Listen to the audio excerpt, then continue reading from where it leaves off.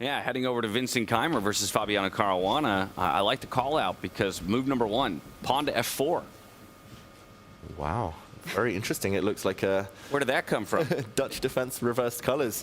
It does look like this was also played by Arjun Erigaisi and Bibisara Asabayeva against Alexandra Kostenyuk. We'll just do a very quick action replay to show the first couple of moves. We started with f4. Normally this is the birds opening in regular chess. I guess it makes sense to put a knight on the 3rd rank only when a pawn is in front of it. The pawn acts as a bit of shelter, occupies the center, stops black from playing e5. Black happily plays the other central pawn though. g4 getting a lot of space. The white queen at least has some vision into the center, as does the white bishop on the diagonal. I think this is going to be a fun one. Hitting the central pawn, and maybe white is going to continue just piling forward with the pawns as quickly as possible. And also progressing at a much faster clip than our other top ticket bout. Magnus Carlsen still yet to make a move, almost 5 minutes in to this initial round. Oof. Why come late if you're going to burn 5 minutes thinking on move 1? Those are the consequences. Tanya, how to defend this pawn though for Fabiano right now? That's the first big question, right? What you really want to play is push that e-pawn forward, but after having committed g6, do you really want to open up the dark squares on both diagonals? You know, you don't feel really comfortable doing that. The bishop coming out to c6 to defend it, it doesn't feel like it's a bishop. Not an easy choice. You never want to push that pawn forward. It just feels like not only Keymer has gained space already, you know, also making intentions clear with this ambitious play. The flow for white's development, even beyond the attack on that central pawn, the knight coming out to f3, the dark squared bishop eventually landing up on g3 or h4. A strong hold on e5, maybe someday we'll see d4, knight e5 jump in. Easier to play as white is the feeling that I'm getting right now. Yeah, the next few moves, I think, are going to be really important. I wouldn't be shocked if Fabiano does burn a bit more time even. He does bring out his knight. In the meantime, Peter mentioned earlier that it was Javokhir Sindarov who really didn't like the knight on the b6 square. Maybe it will be controlled a bit later by a pawn and won't be able to leap forward. But interesting. It was last year where Vincent had the white pieces. That's where he got his breakthrough against Fabiano. So I think the opening is going to play a huge role. Both players looking quite calm in terms of heartbeat on the camera. Locked in now. You know, I was almost going to blunder in this position. I was about to suggest a move a4, trying to target that knight on b6, and then you realize that there's a bishop on e8 as well. This is what freestyle chess does to you. Just pieces placed so differently. But if you can get a4, a5 going, that knight might not feel as safe. And if you ever respond a4 with black going a5, then there's the idea of the white bishop stepping up to f2, targeting that knight. So suddenly pieces are not feeling very stable. Yeah, it's funny you mentioned a4 because in the discussions pre-game, Levon Aronian mentioned this move and then he was like, oh, sorry, that pawn is hanging. So he had the exact same thought as you, Tanya. Normally this is kind of an automatic, a really desirable move when a knight lands on a square such as this one. But here he has to double check. Still may be possible in the next few moves. It's worth noting as well that the black knight could come forward, help the black queen create a checkmate threat within a couple of moves. So that diagonal has to be blocked in the near future, either by this white pawn or maybe the central pawn. And yeah, kings might come under fire. Funnily enough, a4 is still the 3rd best option in the position, according to the engine. That would be cool. It's the type of move Vincent would play as well, really kind of critical. But I guess the idea is that if a black knight gets distracted... There's a mate on b2. Exactly, David. What? Just knight takes pawn blunder. It says d4, e6, knight f3, knight to e7, b3, knight to b... now, he's going to go the other way. He's justifying that early f-pawn push by tucking the knight behind it. So following through with his game plan, that's what we like to see. Yeah, that would have been a full pawn sacrifice, as Tanya says. The knight would have taken the pawn and the queen would have been threatening checkmate. So even if a decent sacrifice, maybe gaining a bit of time for white, I can't blame Vincent for kind of just passing through that one. It will be an option later anyway. So it looks very, very logical for both sides. Probably a bishop will come out in the near future, hit this pawn. And I won't be surprised to see your idea to block that diagonal with the d-pawn moving forward, just making sure that you blunt all play on that and then plant your knight on e5 at the right moment as well. Not to mention the bishop from e1 then will have a choice to go to either of the two paths available.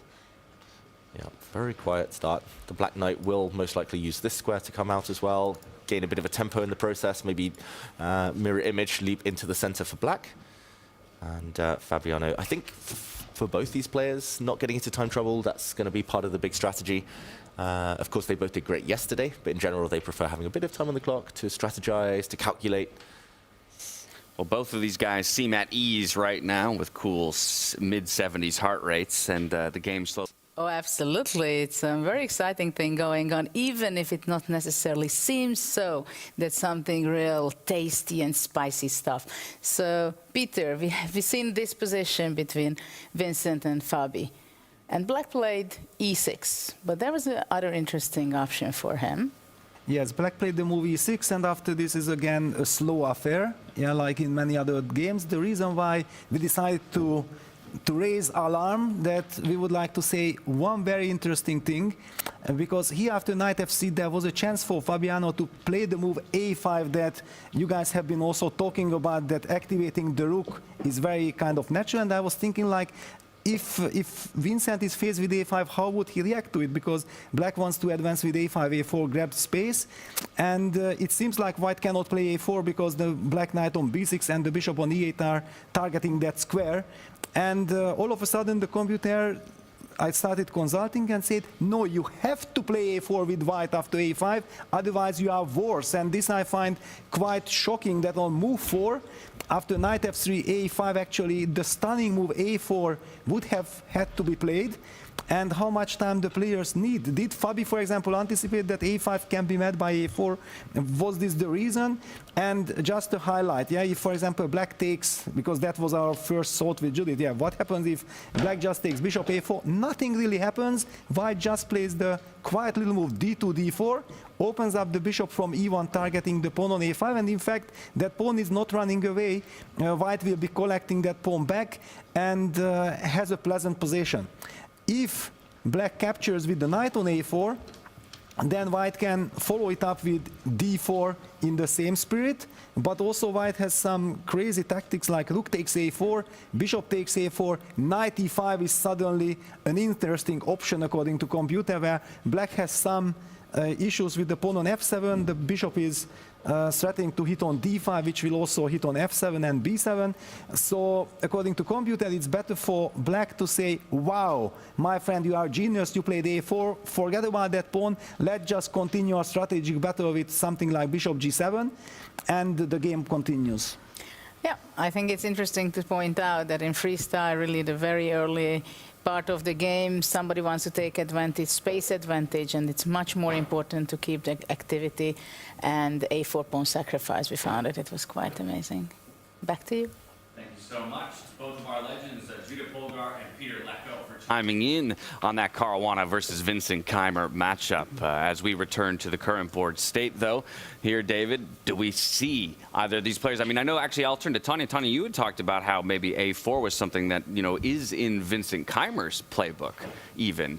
But we're talking about the a5 being the impetus for all of this. I think that's very relevant. The analysis that we just saw, at some moment, maybe in the next couple of moves, we are going to see those ideas being played out. And just beautifully highlighted there that, you know, you can actually sacrifice a pawn simply and pick it up later with interest. Your bishop opens up, you have more control over the files, and Black's pieces are just not well placed in that moment. The big question, how easy is it to just give up a pawn so close to your own king, you know, especially with the Black queen lined up as well there. And right now, I think Vincent, he's setting up those ideas. First, he brings his bishop out. I think he'll prepare a4 rather than want to sacrifice it, and just making sure that Black isn't able to play a5 in response now that the bishop can capture the knight. But these are dynamics of a4, a5, which are, I think, absolutely key plans, David, in this position. Yeah, really important stuff. I don't think the players have yet stumbled on that plan, or at least come to the right conclusions, but it definitely feels like something's boiling. Something might be boiling here. Something's already boiled over on the other board, because as we talk now, as we arrive, you'll see the engine not loving the most recent move here by Vincent Keymer, calling it an accuracy. But for me, what I'm noticing is kind of space control. It's connect 3, connect 4 if we include that knight for the time being. Just the coordination of the pieces for Black feels slightly better. Oh, it feels like there's tactics. I think we need to do an action replay as well, just to see how we got here, why this is such a big mistake from Vincent Keymer. The clock is not in his favor right now. We left it a few moves ago with very natural moves. Vincent already bringing his bishop forward, maybe an inaccuracy. Neither side pushing the A-pawns. We talked about how critical that might be soon. But first, a threat on the long diagonal. 2 pieces attacking this pawn, queen and bishop. 1 defending, blocked. I think Vincent maybe not realizing the essence of the position was all about pushing this central pawn to block kind of even further forward. The knight comes out, hits this little soldier. The knight also defends this pawn, and beautiful pawn sacrifice from Fabi, destabilizing the white knight in the center. This looks like the strongest piece, but G5 breaks the protection. Yes, at the cost of a pawn, but taking it, another mistake. And they're adding up these mistakes. They're amounting to a big advantage. This knight now hit, this bishop hit. That forced the knight to retreat. Black gets the bishop pair. And yeah, this does look very scary. Whoa, bishop to a4, exclamation mark. Hitting this rook. This rook cannot move. And just for an example, for everyone at home, if the rook were to move here, this is already checkmate, smothered mate. So the rook cannot move. The question is whether the pawn can block with a fork. Inviting B3. It has to be bishop takes pawn. I mean, that has to be the explanation for this, right? This bishop taking this pawn. Yes, that one. 2 bishops could take pawns, but this one gets the black queen into the battle. And But I do realize B2 is defended. Let's follow it up. Pawn takes bishop. okay, I take it back. You take another piece, right? Make it the bishop, not the knight. But we got to show it. yeah, this is checkmate. 2 beautiful. pieces Oh my goodness. doing the business. If you take the other way, then this is checkmate. 2 pieces still enough. 3 is the magic number. Black has at least 3 attackers coming in. B3 looks like it loses. Okay, so how do I weasel my way out of this? I think you might have to give up the rook. You might just have to Just let it go. let it go, take it back. Anywhere else, knight takes pawn check anyway. Yeah, I was going to mention, actually, in this position, it's not that scary because white could always castle the long side. He's ready. He's cleared the pieces out the way. But that's why this is such a good move. Not only attacking the rook, but it stops the castles because white's king cannot castle through check. So if you go b3, bishop takes pawn, and you pick up either of the 2 minor pieces, the rook on a1 hangs, and thank God for that queen on h8, which plays a masterful role of defending that bishop as well. So just everything works out. Just force checkmate, almost. If b3 happens, it's game over. Sacrifice, crash through. Vincent is not going to blunder that. He's not going to allow his king to get hunted so quickly, but that means he's losing material. Exactly. He won't blunder. He's losing material. He's losing time, right? He's a bit of a paralysis at the moment in realizing that he's in a very tricky situation. He's lost on move 11, is what's happening here. All of Fabi's pieces are in play, are in game. No development for Vincent, and he's about to lose the whole left flank. And the clock keeps ticking as well.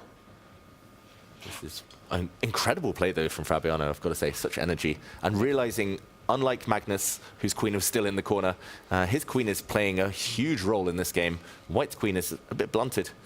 And I know I joke about those pawn structures, but James, you mentioned the connect 3. Those totally blunt the 2 white pieces. Whoa, did he go b3? I saw the pawn move. I mean, on camera? Yeah, I haven't had an update. It's It's E3. Not on our radar really at all. Is this just a bit of, are we just lashing out and trying to create some kind of counterplay saying, okay, but the left flank is lost. I now just need to play aggressively on the right flank? Maybe. I think it's just damage limitation. Like, he's bracing for impact here. He didn't want the black pawn to step forward and crack open this diagonal even further. So he's saying, okay, you will not have this pawn break at least. I've got it well covered. I think he's pure defensive mode here. Bishop takes rook would be met by the queen at least centralizing and defending the pawn in front of her. And, okay, he would only be 1 point down technically, exchange, but he would have a pawn in return. But here's where I'm going back to something that Tanya taught me a number of Grand Slams ago. Threat greater than the execution, right? We don't take that rook. We just improve our position, I imagine. And that makes a lot of sense because that rook isn't going anywhere, especially because the d2 pawn is hanging. So you still have the idea of going bishop takes pawn when needed, but I do think that Fabi, when I saw the camera, he's gone for it. I think bishop takes rook, queen takes bishop is on the board. Also makes sense. And now you can continue with improving pieces. Do you still want to play a5 for me? Honestly, he does go for a5. He's expanding, not only expanding that rook lift, eventually landing on the b file, adding more pressure on that left side. Now it's impossible for white to castle all the way along to the right flank because there's no rook to castle to get to safety. So he can just continue building the attack. I think g5 for me. David, your first contender for move of the day. Pawn sacrifice, that was a bit of a brilliant one. foreshadowing what has just happened, and to understand moves in advance that just that one tempo gained gets you such a big attack. Incredible. Fabi, relentless. Yeah, Fabi, I mean, we talk about how he's maybe normally a slow starter, and then this is the portion of the tournament, knockout stages, where he starts to ramp up. If we consider that yesterday he already looked in good form, it's not really surprising to me right now that he's pushing Vincent like this. You know, Fabi was one of the players who he was in a must-win in that final round against Arjun. Yeah. And he made it Who had happen. just beat Magnus. Who had just come from a win against the world #1. And Fabi made it happen. And you're talking about finding form. I mean, we've spoken that he's Mystic consistent. He's had every single finish but winning a slam last season. You know, time after time finishing on the podium, but just that almost story of Fabiano Caruana. Maybe the stars are saying, you know, when it matters the most, Fabi, this is where you do it. When it's the World Championship. Doing his best to write a different story this time around, getting all of his pieces into the game, right? A5 followed by A4, but that allows the rook to lift itself up into the game, get more involved. Gonna move that rook, surely. King to A2 just feels like a horrible position to be in. Yeah, this is really kind of, it's back against the wall stuff for Vincent. Survival over the next half dozen moves is going to be difficult, let alone surviving long-term down material. He's getting attacked and he's down points. It's the worst of both worlds here. I wonder what would happen if pawn to b3, that's been on the radar for a few moves. Maybe it's still more sacrifices along this diagonal. I don't even really want to calculate it because it looks terrible for the white king. But if not, then exactly, passive moves like this are necessary, and he's got to be cringing inside, Vincent, as he plays these passive, slow moves. You're down in exchange. One rook is off the board, and if the other one has to be used to put it on that square, you know things are looking pretty dire. Now it's all about just Fabi involving the queen into the attack, either via the E8 square or F8 on that diagonal, trying to get it in. I think that's the one piece that you want in-game right now. Yeah. You said 3 is the magical number. Rook, knight, get the queen in. James, you're pointing out to me that maybe this queen move... Queen to F8. I mean, it looks strong. Of course, I think you just have to, I mean, and Fabi's a calculator, right? So I'm sure he'll do the calculations. If I were to bring that queen in, do I have enough pieces attacking that in the liquidation? And he'll find it. Queen to F8. Wow. Beautiful. He's playing incredible chess so far, 96% accuracy, despite the fact there have been sacrifices, despite the fact it's a bit crazy. This is both tactical and strategic prophylaxis against playing b3. This would now be a quick checkmate. This has not happened. This is just a sign of the danger for black, but also setting up some potential tactical tricks of taking the pawn and jumping in with the queen. Fabi is dominant right now. And you mentioned his accuracy, and with the mention of accuracy, I want to take us to our Make.com match metrics, and then we'll return to him, though, because we have to see if this one finds its way to a conclusion soon, or how Vincent is going to try and keep himself alive in this game. Just improving that queen there for Fabiano Caruana, bringing it closer into the fight and targeting that H2 pawn, as David is highlighting. That is just fantastic full board awareness. It looked like everything was gravitating towards the side that the kings sit on, the white king, the target. But no, the white pieces have actually defended quite nicely here, curling up into a ball.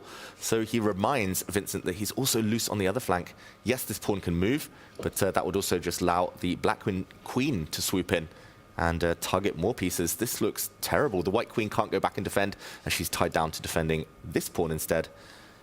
Fabi, I think the advantage has grown to decisive proportions. This has been a masterpiece by Fabi so far, and I think it all comes down to that one move that he played to break up the center, and after that it's been absolutely flawless. It's one of those opening games where it's hard to even point out where Vincent actually went wrong. What was it that caused him so much trouble? Because this is absolutely busted, and you know what? Even if there was a material balance in the position, let's say that white did have a rook somewhere on the right side, just simply the piece play that we're seeing by Fabi, so incredibly strong. Pawns are going to join in the party. There might be an e5, e4 coming in next. We might even see the black bishop reroute itself to another diagonal. And what are white's pieces even doing? The answer is absolutely nothing on the left side. That's no counterplay. The scary thing to me is the fact that the 2 or 3 tiny question mark moves that the computer gave to Vincent throughout the game so far are moves that the experts here in the studio say those feel natural. Yeah, exactly. Human moves. One or two of them looked forced, but he had to find something special. He had to find those early pawn sacrifices that Peter and Judith were talking about, maybe with A4, just quickly playing on the other side of the board. But unfortunately, he put his pieces on bad squares, and he's been punished. Fabiano, this is so impressive from him. Model game so far from him. And 8 minutes up, Tanya. I mean, the clock tells you all you need to know about this. And the thing is, when you start a best-of-4 match in this fashion, not the scoreline of winning the first game, but the dominant way in which you do it, the quality of play that you have, it leaves a very big imprint on your opponent going ahead in the match. I wonder, what is Vincent's mindset right now? Does he want to continue the fight, or do you think he's just going to be like, this has gone completely out of hand, and I'm going to get ready for the next game? Oof, I think mentally he knows that it's tough, but these top players are such great fighters. He will battle on, try and find a way. Unfortunately, I just don't see a way. Like B3 hitting the black knight, the knight doesn't even have to retreat. You can swoop in, take the pawn, and hit another loose piece. Any exchanges here benefit black. Any transitions, any more pawn gains. Vincent's made a move. It looked like a longer one. It felt like a knight jump. Knight jump. That's exactly right. Stops the attack for now. And making a move more out of necessity of time than anything, it feels like. Yeah, already it's tempting to look at moves like a rook sacrifice and the queen jumping in. Doesn't quite work yet, but it feels like something's about to fall.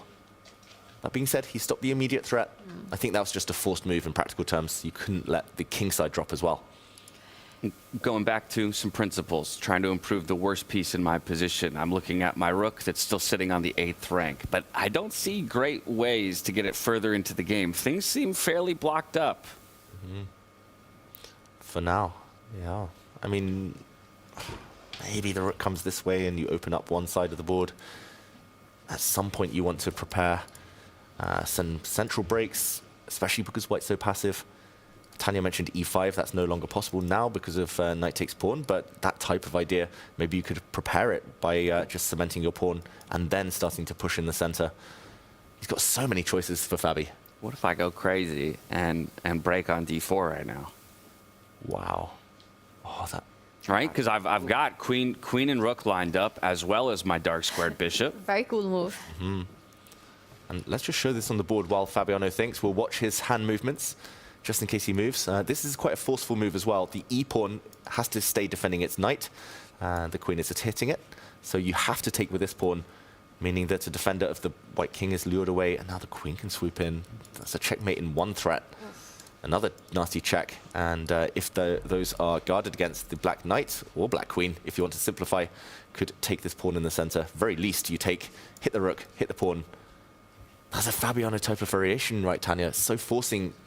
easy, well, straightforward to calculate. Just seeing it, getting it on the radar is maybe the hardest thing. I love it. I love this move. And once you see it, you can't unsee it. And it just, it feels like the time is ripe for this. You know, all your pieces are well placed. You pointed out the d8 rook. It also kind of opens up that line. It's time to break open. It's time to cash in now. The only thing that I would want to calculate or look at with d4 is what happens if the white knight jumps forward, hitting the queen. You do leave some squares behind, and if you can find a good response to that, if Vincent can find a good response to knight e4, I won't be surprised if we see this move on the board. That would be the question. Most likely the black queen would step to maybe this diagonal, threaten that checkmate again with... yeah, so many threats. Pawn to b3, and the game gets more complicated, but looks like the sacrifices, feels like there's a breakthrough. Yeah. Fabiano on the brink of victory.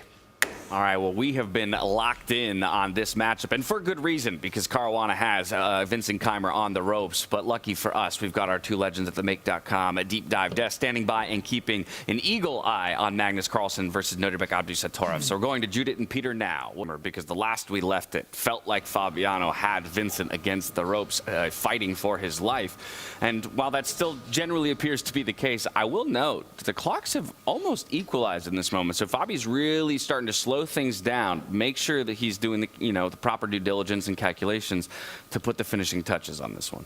Yeah, Fabi will be frustrated. He will be annoyed at himself that he hasn't maybe won more material or hasn't been able to keep some of his more active pieces. He now drops back his queen. That was a sneaky checkmate threat, quickly guarded against. But the bar is slightly rising, back in white's favor. I don't like the fact that a few moves ago he played the move pawn to h6. He traded off White's weak pawn. He could have tried to win that pawn instead of trade it. He went out with his bishop, now back with his bishop. He's lost a bit of time, and the knight on c4 that was so strong has been traded off.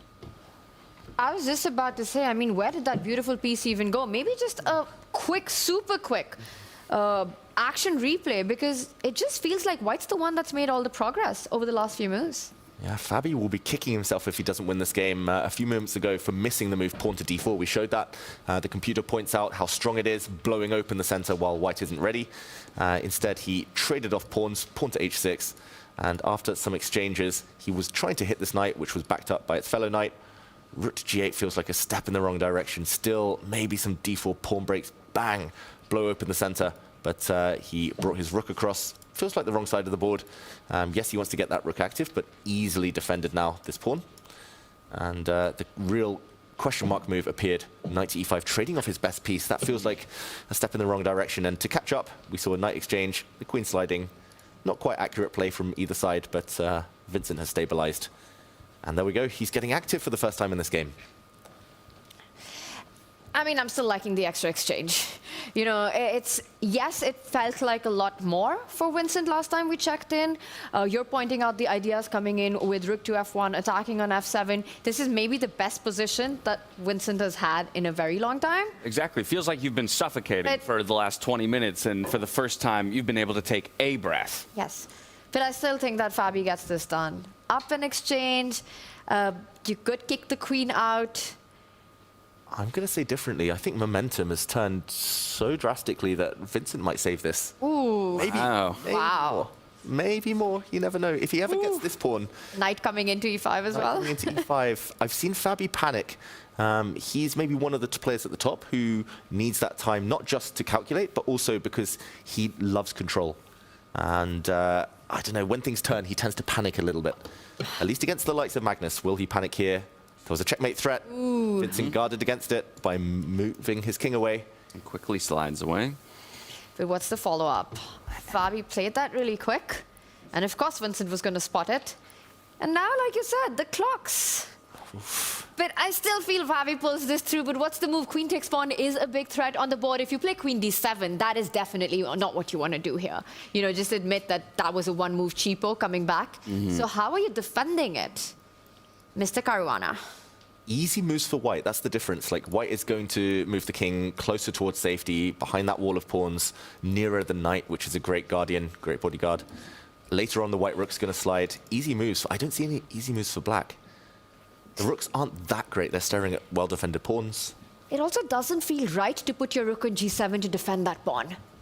It's, you know, just tying down your bishop. What is that rook even doing there? Because what you want to do is go bishop e7 and kick that queen out. But once you place your rook on that square, you're never going to be able to do that. Fabi's taken a decision. What is it? It looks like he's moved his bishop by the hand gesture. So it is bishop to e7, but he's going to do it without moving the rook. That gives up a pawn. A big pawn. 2 connected passes now for Vincent. What is the idea there? Is it just to get the rook in on the open file? The black rook will move. I'm struggling to understand. Oh, so your idea, if queen f7, rook to f8, and just kick the queen back out. But now at least my rook has a way into the game through that open file. While Vincent thinks quickly, we'll show it. Queen takes pawn now, the black rook will slide, and wherever the queen goes, maybe it's time to start pushing in the center, to finally start mobilizing. We'll see. Vincent has decided. But bishop e7 is gutsy and brave, and Vincent takes the bait. We have this on the board. Okay. He stops e5 for now, David. Level material, though. So if Fabi doesn't get some kind of attack going, then Vincent's going to survive or more. Well, with e5 not available, can you get the other pawn moving up? c5, c4, kick that knight out, put pressure on b3, bring your rook to f2. I love it. c5. The queen e5. Wouldn't that trade the queens off immediately? It would, but maybe pawn to c4, he keeps going, allows the trade on black's terms. I think Vincent would love one more move to trade off the queens. But this is it. If Fabi doesn't find something quick here and now, game on. Yeah, that's a good point. Fabi is now on a clock deficit. And thank you to Chrono24, our official timekeeping partner as well, for keeping apprised of all the time that the players have left to work with. But yeah, this is going to be an uncomfortable position for both players, even though Caruana has to know that he's advantaged in this. He's done it. He's gone reach to for C5. that C-pawn. He goes for C5. He's bringing it on. The thing is, if Fabi doesn't checkmate, if he doesn't blow open the left flank, in fact, Vincent takes over with the connected passers on the other side of the board. So Fabi has to kind of finish the game with a checkmating attack if he can, with getting C4 in as quickly as possible. Hard to stop, hard to know exactly how to brace for that move that's about to land. Vincent's going to try and plug the F-file with his knight. He's going to try and block any infiltrations from the black rook. He needs to get his king off this line as soon as possible. Needs to do too many things. Give him 2 moves. If you give him a king slide, maybe a queen exchange as well, he would be loving this. But now both players around the 45-second mark. And the thing is, even if you went with your knight on the other side, C4 still comes in with ideas on that B3, Queen A3, all the infiltrations that you can think of. I think it's just turned so much now, this last couple of moves. Just as I was saying White was back in it, Fabi found the key idea. Beautiful. He gave up the G pawn and then he gave up the F pawn. Both beautiful pawn sacrifices. Pawns are overrated. Everyone knows that. Checkmate ends the game. Come on, C4. Fabi's going to push. Surely consistent with his plan. You say A, you do B. You go with C5, you go C4. Has to happen. He's reaching out. He's going to do it. There we go. Looks like C4 on the board. It looked like he was about to push a pawn at least. There we go. Takes it. Takes it back with his pawn, hitting the knight. You don't have time to capture on B6 either. The queen's opened up. What to do? Where to go with that knight? No good squares. Rook takes rook. And the black queen's going to be able to capture a pawn on D2. It's fallen apart. I don't think you can hold this anymore. Yeah, and it's really incredibly done by Fabi. Just when it looked like Vincent was finding his way back, giving up another pawn for all this activity and then going with that C pawn forward. And the knight doesn't have any good... 3 seconds. 3 Make a seconds. move, he's about to get The flagged. shake of the jacket and the chair there. Vincent not able to find a good response. He will eventually reach for the knight and bring it forward, but... Come in with your rook. He first trades. Oh, wow, and he takes a pawn on C4. He made that earlier move with 1 second left on his clock, Vincent Keymer. He's now taken a pawn with his knight. There we go. To hit the black queen, he's still hitting the hanging black rook. Not many good squares for the black queen to use. She will have to defend her bishop a bit later on. Fabi, I think the path is narrowed. He's still winning. He needs to find the right way forward. Which square did he use? He did make his decision. It's got to be to put pressure on that white knight. Drops the queen Does it. back to C7. Defends his bishop, attacks the knight. But now he has to come in with his rook. If the knight is captured, the bishop drops and only a draw for Fabiano, so he wants more. Well, he finds a brilliancy. You know, I just got the feeling that there are a lot of twists and turns ahead still in this game. It's not clear. This is not over yet. Well, yeah, now there are just options to start checking the enemy king. Well, the I king... feel like that's a resource we need. But there's safety on A7, right? True. And that's where we would expect the king to go. Okay, apparently the wrong choice of square. Checking in the corner might have been better, just so the white queen could have come back into the center. H8, D4. Is he just trying to pick up this pawn? Is that all it is? Looks that way. His bishop was doomed. Both minor pieces were hit.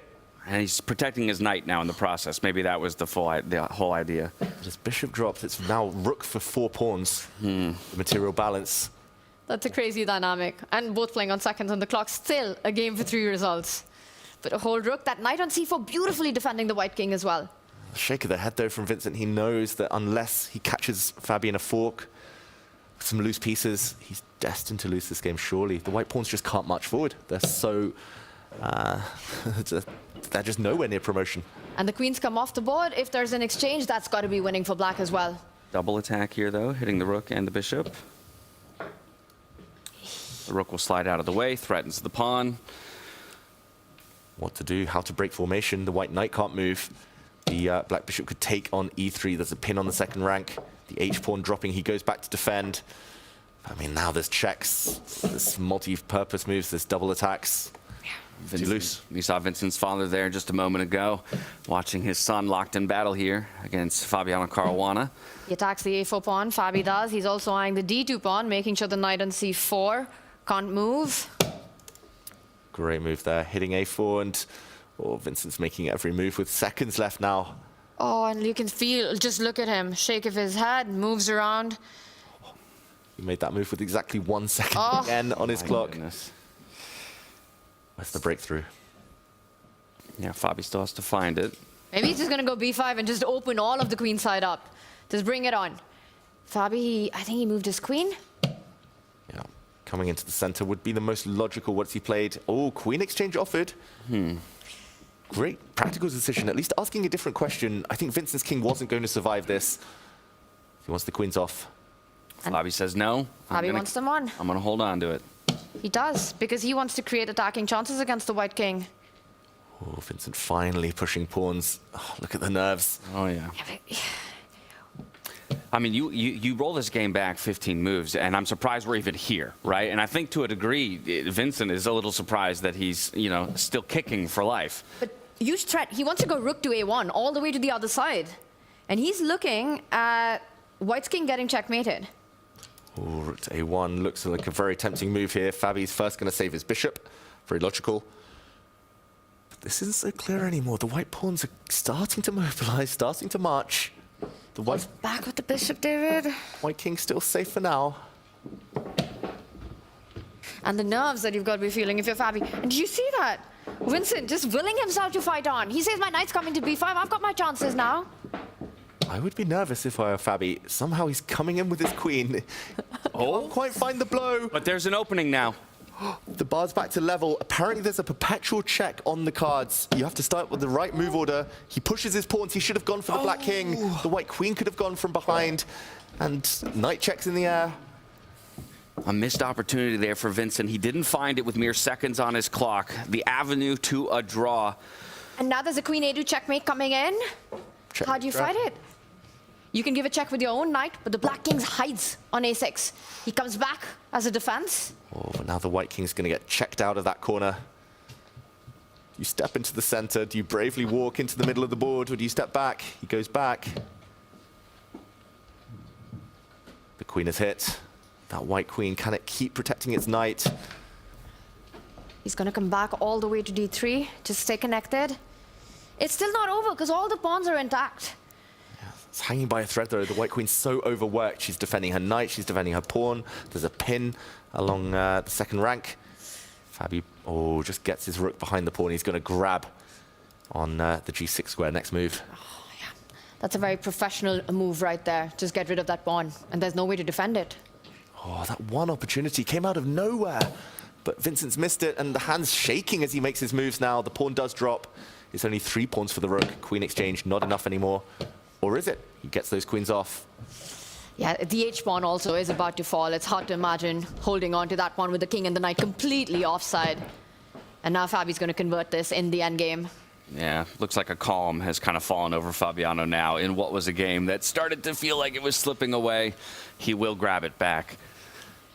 Yeah, and I'm still wondering in my head, David, maybe later you can show, or perhaps we'll have the Legends deep dive. What was that moment, that one opportunity to escape, to have that Houdini escape that Vincent did and wasn't able to find it?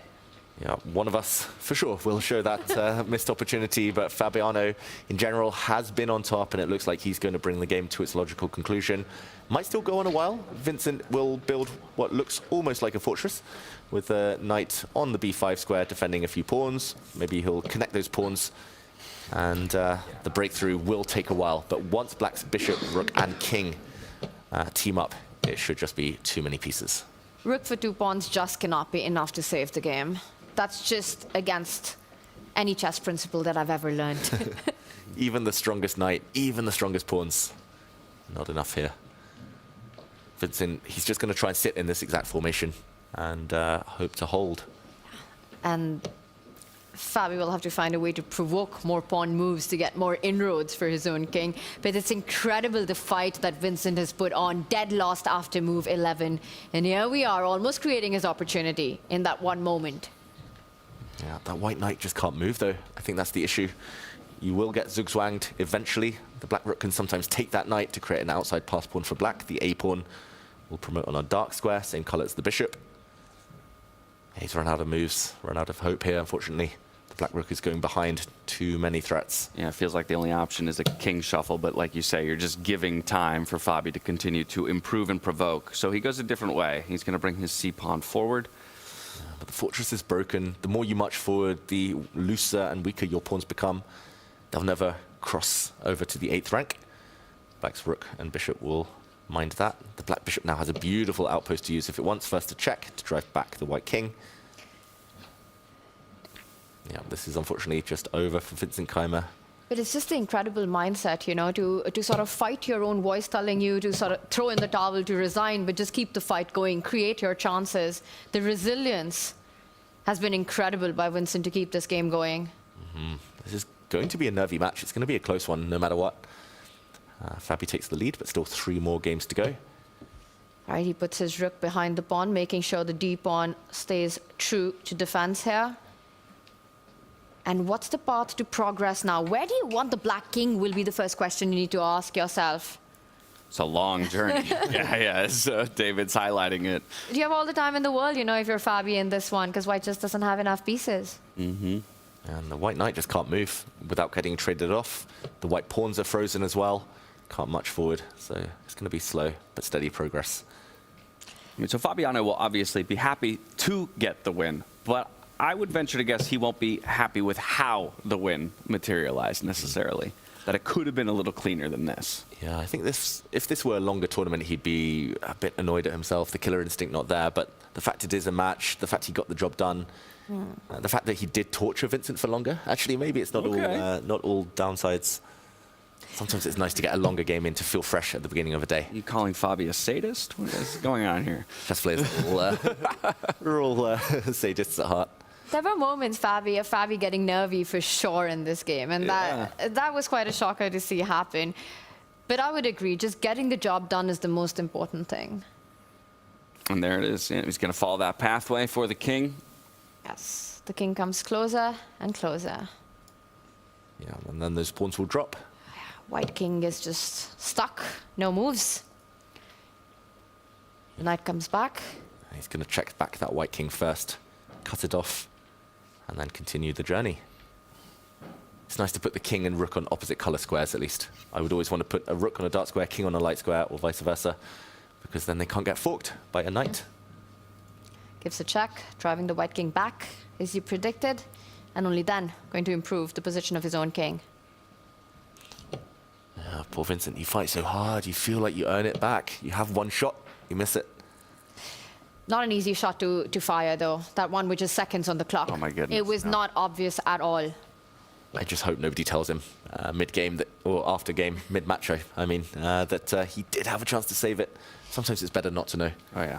But I'll also point out, you know, what we just saw, it almost feels like that's Vincent getting ready for game 2 here. You know, Fabi was ahead the entire game. Yeah. And I have to say he deserves to win this round 1. Without a doubt. Without a doubt.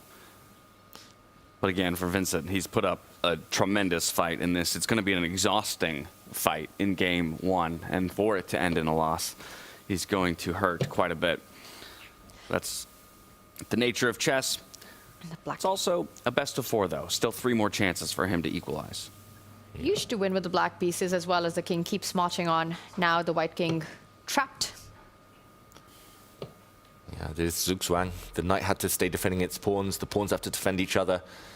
So the white pawn stepped forward to the c5 square, and Fabi just waiting. As soon as the white king steps back, gives way, the black king will happily slide. And yeah, everything's collapsing now. The black bishop has 3 pawns to eat up on the dark squares here. I think this might be the moment. The end of the game. He's letting the clock tick down. There's nothing to be done. Can't move any of the pawns. Have to give leeway. He does do a last-ditch attempt. Pushes the d pawn, giving up one of the 3. Which one to take? Both of them look very, very tasty here for the black pieces. And still too far for the white pawns. One of them will try to promote, but they will be easily stopped. Fabi takes the one with his rook. Vincent not even looking at the board now. Goes c6, you could pick up the pawn. Fabi goes the other way. Somewhat intriguing that Vincent is still playing this. It's also calming your nerves, right? Yeah.